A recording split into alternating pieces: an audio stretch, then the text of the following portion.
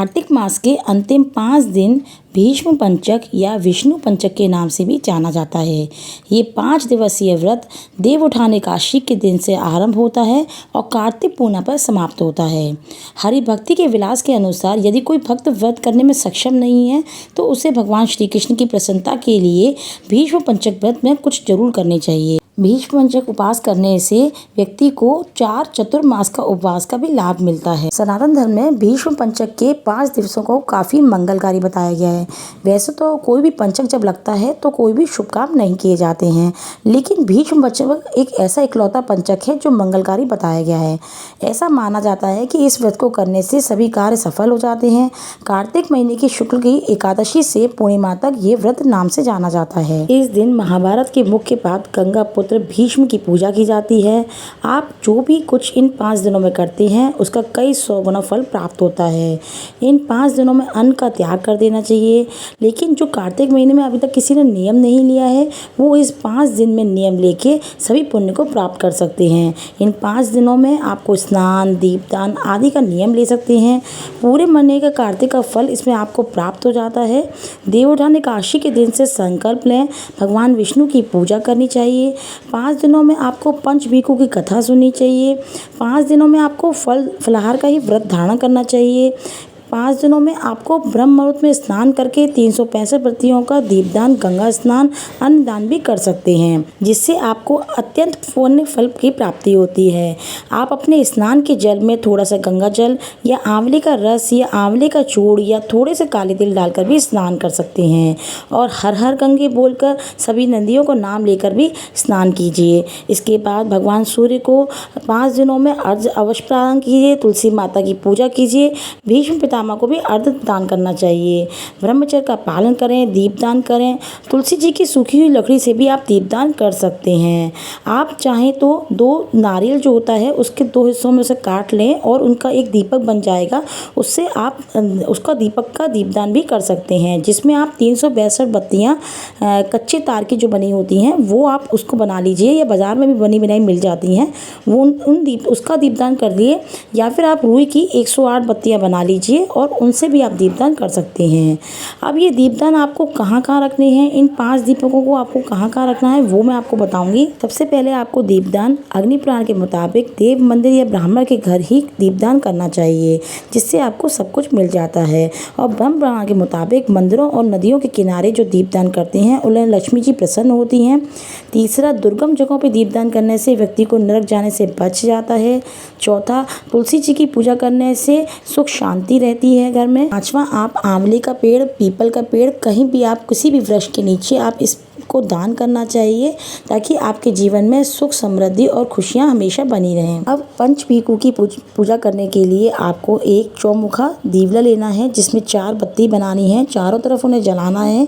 जो एक थाली ले लीजिए, उसमें आप रख लीजिए और तुलसा जी के सामने इसको जलाइए। और उसी थाली में 2 कटोरी में, एक में राई और एक में हरा आंवला, सूखा आंवला भी रख सकते हैं आप, उनको छोटे छोटे टुकड़ों में काट के रख दीजिए।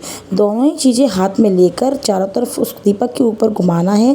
रोली, हल्दी, कुमकुम से उसको हाथ फेरना है। उसके बाद आपको बोलना है, पूनो नाई पड़वा नाई, 5 रतन 5 तीरथ, पंच भीकम नाई, आधे को लाई आंवला, आधे को राई, राई दबोदर सांवला, जिसने सृष्टि रचाई, राजा के घर उतरी, पुत्री बन के आई, राजा लाया ब्याह के, रानी बन आई, 4 चक्कर 4 मकर 4 दिए की लौ, मैं तुझसे पूछूं श्री कृष्ण जी कब निस्तारा होए, जब आएगा कार्तिक का महीना तब निस्तारा होए, जब आएगा कार्तिक का महीना तब निस्तारा होए। इस तरीके से आपको हाथ फेरना है और वो जो आपने आंवला और जो राई हाथ में ली है वो दीपक के पास रख देनी है, और वो दीपक जो है आपको तुलसा जी के पास रख देना है।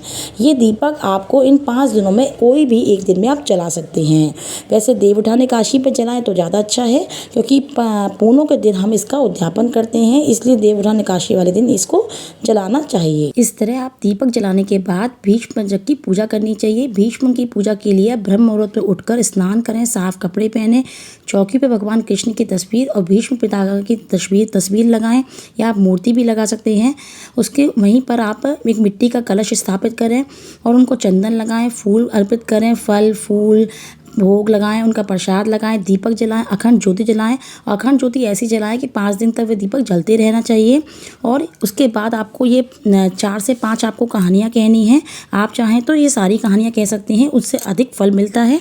जिसमें आपको रोजाना चिड़ा चिड़ी की कहानी है, पटवारी की कहानी है, पंचपीकू की कहानी है, राई दामोदर की कहानी है, तुलसी की कहानी है, कार्तिक की कहानी है, इलिया धुड़िया की कहानी है, गंगा जमुना की कहानी है, लपसी तपसी की कहानी है और नगर बसीरा की कहानी है।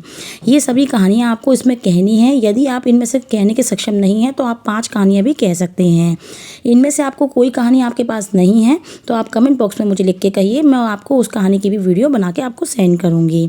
तो इस तरीके से आपको ये सारी कहानियाँ कहनी है, पूजा करनी है और शाम के वक्त आपको तुलसी जी का दिया जलाना है।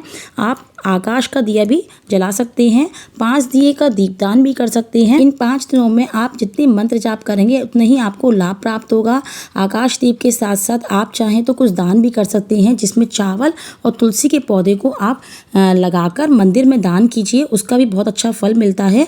और चावल का दान कीजिए और आप कुछ वस्तुओं का भी दान कर सकते हैं, जिसमें छाता, जूते, चप्पल, गर्म कपड़े आदि कोई भी दान कर सकते हैं। ये व्रत जो है निराहार रखना चाहिए। अगर आप निराहार नहीं रख सकते तो एक टाइम आप भोजन कर सकते हैं, वो भी फलाहार। और इसमें आप आलू, शकरकंदी, मूंगफली, सादा काजू, किशमिश, खजूर, केला, कच्चा मौसमी संतरा, नाशपाती, सेब, चीकू, कोई भी फल इस तरीके से आप ले सकते हैं। नारियल पानी है।